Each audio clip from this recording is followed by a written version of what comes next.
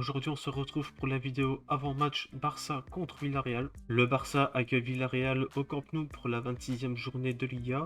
Mais on va faire un petit peu comme d'habitude, avant de parler du match contre Villarreal, on va faire un petit tour côté actualité car il y a pas mal de choses intéressantes qui sont sorties ces derniers jours. On va rapidement parler des élections présidentielles côté Barça. Donc pour ceux qui l'ignorent, depuis déjà quelques semaines, les élections côté Barça ont commencé. Laporta a démissionné de son poste de président pour pouvoir se représenter en tant que président pendant les élections.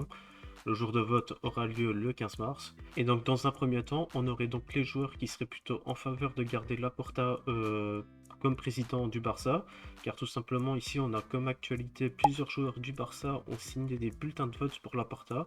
La majorité absolue dans les vestiaires veulent qu'il reste président. Et derrière on a Gérard Martin qui vient à peu près confirmer la chose en disant des élections, nous espérons que Laporta sera bientôt de retour avec nous. Donc voilà, donc je pense que le vestiaire est plutôt favorable à garder Laporta comme président. Et je vais vous donner rapidement mon avis, mais moi personnellement je veux aussi que Laporta reste président du Barça, car tout simplement, il faut quand même pas oublier dans quel état était le Barça quand il a repris le club. On était au bord de la faillite, hein. Même je me souviens qu'il y avait des clubs qui pensaient qu'on allait disparaître d'ici quelques années. Au final, il a réussi à redresser la barre en trouvant des moyens, comme les leviers en 2022. Il a quand même réussi à faire des bons mercatos, notamment en 2022-2023. L'été 2022 qu'on avait vécu était incroyable. Il a réussi à redresser la barre financièrement. On est bientôt de retour à 1 pour 1. D'ailleurs, on va en parler juste après. Donc pour moi, je pense que l'important on doit le garder, même s'il y a beaucoup de choses qui me dérangent avec lui, c'est surtout sa communication. Mais en dehors de ça, on ne peut pas négliger tout le boulot qu'il a fait depuis qu'il est revenu, et pour moi, on doit continuer avec lui. Ensuite, j'ai abordé le sujet il y a quelques instants, mais apparemment le club est enfin proche de revenir à la règle du 1 pour 1, et on espère que cette fois-ci c'est vrai, car cette histoire, ça fait quand même, je pense, depuis 2-3 ans qu'on tourne avec ça. Donc j'espère que maintenant on y est vraiment proche de la fin. Et de plus, il y a une autre info qui est sortie en disant qu'on est entre tous et 14 millions de pouvoir revenir au 1 pour 1. Donc pareil, hein, j'espère qu'avec tout ça c'est également vrai, car comme je l'ai dit juste avant, pour revenir vite fait sur la Porta, c'était un problème, c'était sa communication à ce sujet-là. Combien de fois il n'est pas venu nous dire depuis 2-3 ans qu'on est bientôt de retour au 1 pour 1 alors que ça n'a jamais été le cas. Donc là, on espère qu'on est enfin débarrassé de cette histoire et qu'on va enfin pouvoir recruter correctement des joueurs, et surtout de ne plus devoir sacrifier d'autres joueurs de l'effectif pour pouvoir enregistrer un nouveau joueur. Et vivement qu'on en ait terminé avec ça, parce que c'est fatigant d'entendre ça depuis plusieurs années. Tous les joueurs qu'on a ratés dans les mercatos précédents, je pense notamment à Zubimendi à l'époque, qu'on ne pouvait pas faire à cause de cette règle du fair play financier, même si même lui ne voulait pas venir, hein, mais de base, on pouvait, là, l'argument c'était parce que là, on n'était pas suffisamment à la règle du 1 pour 1. Je trouve ça que c'est avec Bernardo Silva, c'était pas possible à l'époque à cause du fair play financier. Nico Williams, on sait très bien que c'est à cause de ça qu'il n'est pas là.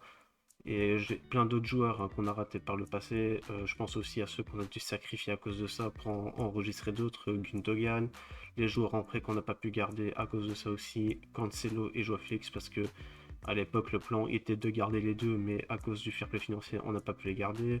On a eu aussi les histoires récentes avec Daniel Mo et Paul Victor qui ont été désinscrits en cours de saison parce qu'on n'avait pas assez de fair play pour les garder une saison complète, parce qu'on avait utilisé des blessures de Christensen pour pouvoir les enregistrer. Donc voilà, j'espère qu'on n'aura plus à faire des magouilles comme ça pour enregistrer des joueurs, et vivement qu'on tout revienne à la normale et qu'on soit enfin tranquille avec ça. Ensuite, on va revenir sur les infos concernant le Camp Nou, parce que la mairie est encore en train de mettre des bâtons dans les roues au club pour la licence 1C. Donc ça a été confirmé par Mundo Deportivo, comme quoi on n'aura pas les 62 000 spectateurs au Camp Nou pour le match contre l'Atlético. Je ne sais pas à quoi joue la mairie dans cette histoire, hein, parce que si on se souvient très bien, de base cette licence on devait la récupérer pour début janvier. Puis après, une fois qu'on est arrivé en janvier, ça a été reporté en février. Puis après, une fois que nous sommes arrivés en février, ça a été reporté pour le match contre Barça Levante, donc c'était le 22 février. Le match est passé, on n'a toujours pas eu le droit à la licence, et maintenant on nous dit que pour Barça Atlético, ce n'est pas possible. Donc on a eu des rumeurs, hein, comme quoi au sein de la mairie, il y a des anti-Laporta et qu'ils essayent de faire retarder les choses pour essayer de mettre tout sur son dos. Et je commence à croire que c'est rien, parce que plus le temps passe et à chaque fois qu'on arrive aux nouvelles dates annoncées, ça repousse à chaque fois la date. Donc je ne sais pas pourquoi Ça veut nous mettre autant de bâtons dans les roues, mais je pense bien qu'il y ait bien des anti-Laporta au sein de la mairie et qui veulent encore nuire à l'image du club, hein. Ensuite, on a deux infos venant de Fabrizio Romano concernant des rumeurs transferts côté Barça. Donc on va d'abord commencer sur une info concernant Marcus Rashford. Donc dans un premier temps, on nous dit que Barcelone a progressé dans les pourparlers sur les conditions personnelles avec Marcus Rashford pour un éventuel transfert permanent cet été. Donc ça, on le sait déjà depuis déjà quelques semaines, hein, parce que la presse espagnole l'avait déjà annoncé un petit peu avant. On sait aussi que le Barça cherche à faire diminuer la clause d'option d'achat qui est de 30 millions d'euros, mais pour l'instant United refuse de la faire baisser. Donc pour l'instant, si le Barça veut acheter Rashford, il faut payer 30 millions d'euros. On verra comment ça va évoluer d'ici les semaines à venir, hein, mais pour l'instant, on sait très bien que le Barça veut garder Rashford et aussi que s'il veut signer au club, il doit faire des efforts financièrement, donc il devra baisser un petit peu son salaire. Et il faudra aussi voir qu'United pour essayer de négocier la clause, hein, mais pour l'instant, ils ne veulent rien savoir. Et toujours venant de Fabrizio Romano, on s'attend à ce que le Barça recrute un défenseur central cet été, et on a aussi vu que la presse espagnole a relayé comme quoi la priorité c'était un défenseur central gauche. Donc c'est un peu ce qu'on avait dit l'été dernier, hein, c'est ce qu'on voulait au Barça. Quand Inigo est parti, on l'a pas remplacé et on s'est retrouvé sans défenseur central gauche et on le paye encore actuellement cette saison sur certains matchs, hein.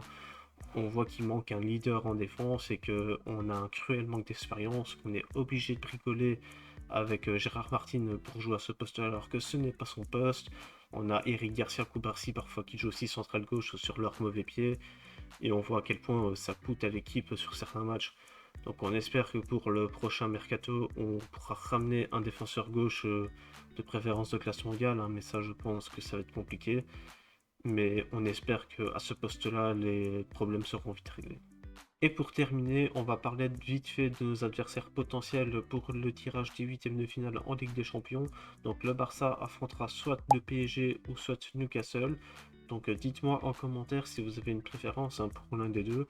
Maintenant passons à l'avant-match Barça contre Villarreal. Donc le Barça va recevoir Villarreal au Camp Nou comme annoncé au tout début de la vidéo.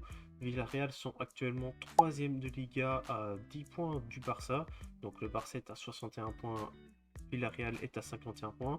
Donc bien entendu, la victoire est plus qu'obligatoire car nous sommes en course pour le titre avec le Real Madrid qui nous colle à un point. Donc eux, le Real, si je me souviens bien, va jouer contre Retafe ce week-end au Bernabeu.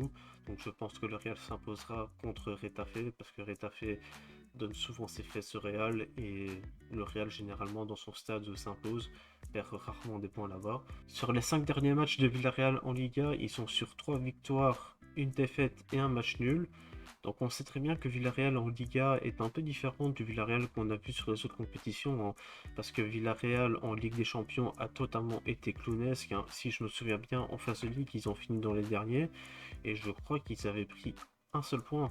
Je ne sais plus exactement, mais je crois qu'ils avaient pris un seul point. En Coupe du Roi, ils sont sortis très tôt. Ils sont vraiment juste sérieux en Liga pour la course au top 4, et je pense qu'ils sont bien engagés, hein. Comme je l'ai dit, 51 points. Ils sont plus que tranquilles à ce niveau-là. Ils jouent avec l'Atlético la 3ème place. Il y a aussi une stat qui n'est pas en faveur du Barça ces derniers temps à domicile contre Villarreal. Donc sur nos 4 derniers matchs, on a perdu 3 matchs contre Villarreal à la maison. Notamment la saison dernière, on avait perdu 3-2, mais bon, c'était, si je me souviens bien, la 37e journée de championnat, donc on avait déjà validé le titre à ce moment-là, donc on ne jouait plus rien. C'était un match qu'on avait perdu 3-2, et je me souviens de ce jour-là comment Ter Stegen avait été clownesque. Ce soir-là, il nous avait plombé alors que c'était un match sans enjeu pour nous, c'était un jour de fête parce que c'était le match où on avait fêté le titre. Et ce jour-là, il m'avait tellement foutu la haine alors que, comme je l'ai dit, hein, c'était un match sans enjeu, mais il avait réussi à m'énerver.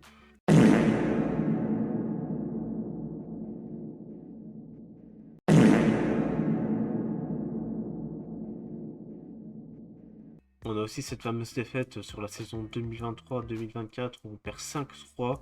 Je me souviens que c'était un match où on était de base mené 2-0, puis après on avait réussi à remonter le score à 2-2, puis après on avait même mis le but du 3-2, avant qu'on craque à la fin en prenant 2 buts. Si je me souviens bien, on avait pris, je sais plus si c'était un triplé ou un quadruplé de Sorlotte, hein, mais je pense que c'était un triplé de Sorlotte qu'on avait pris ce soir-là.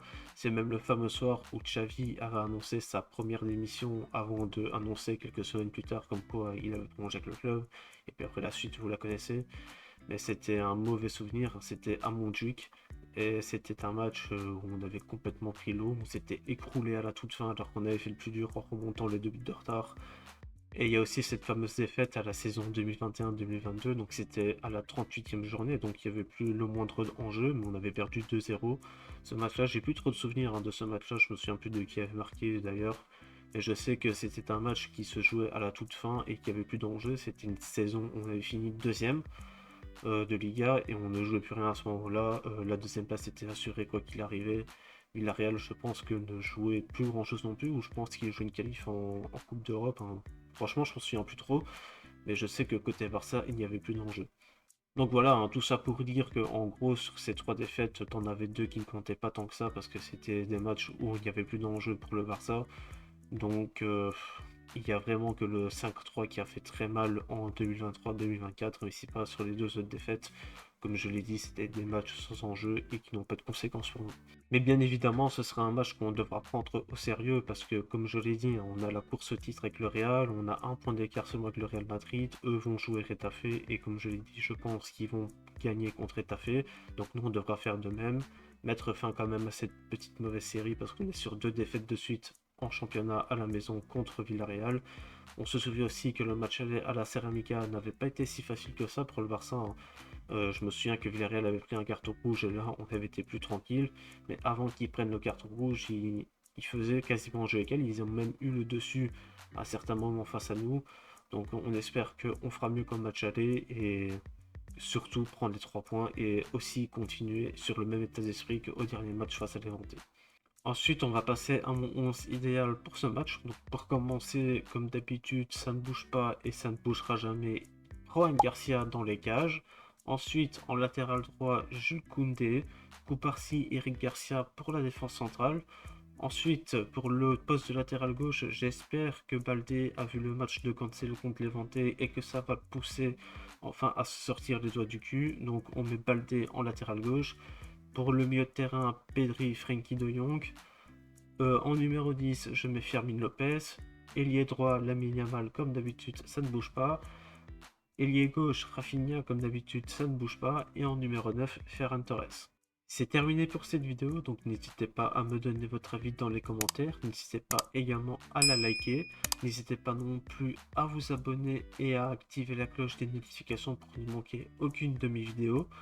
Comme d'habitude, mes réseaux sociaux apparaissent à l'écran, ils sont dans la description. Pour ceux qui sont restés jusqu'à la fin de la vidéo, n'hésitez pas à mettre en commentaire le mot micro, comme ça je saurai que vous êtes restés jusqu'au bout. Et sur ce, on se retrouve dès vendredi pour la réaction à chaud au tirage des huitièmes de finale de Ligue des Champions. Donc on verra si ce sera PSG ou Newcastle. Et sur ce, je vous dis salut tout le monde.